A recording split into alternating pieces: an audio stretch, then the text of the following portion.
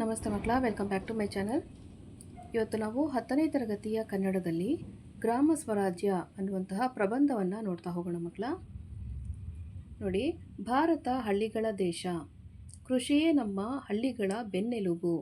ಆದರೆ ಇಂದಿನ ನಗರೀಕರಣ, ಜನಸಂಖ್ಯೆ ಮೊದಲಾದವುಗಳ ಕಾರಣದಿಂದಾಗಿ ಉದ್ಯೋಗವನ್ನು ಅರಸುತ್ತಾ ಜನರು ನಗರಗಳಿಗೆ ವಲಸೆ ಹೋಗುತ್ತಿದ್ದಾರೆ.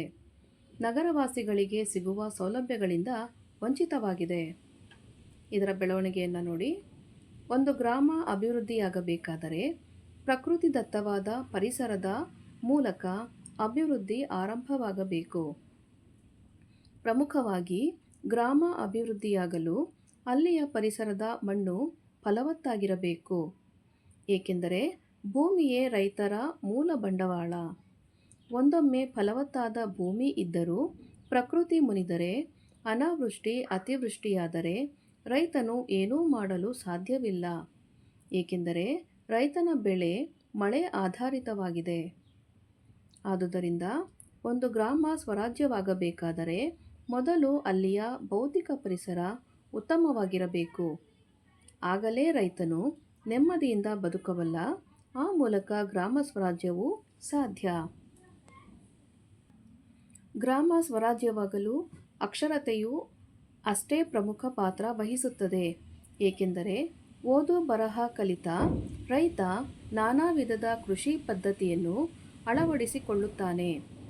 ಅಕ್ಷರತೆಯಿಂದ ಆತ ಮೌಢ್ಯದಿಂದ ಹೊರಬಂದು ತನ್ನ ಹಾಗೂ ತನ್ನವರ ಅಭಿವೃದ್ಧಿಗಾಗಿ ಶ್ರಮಿಸುತ್ತಾನೆ. ಅದಕ್ಕಾಗಿ ಪ್ರತಿಯೊಂದು ಹಳ್ಳಿಯೂ ಶಾಲೆಯನ್ನು ಹೊಂದಿರಬೇಕು.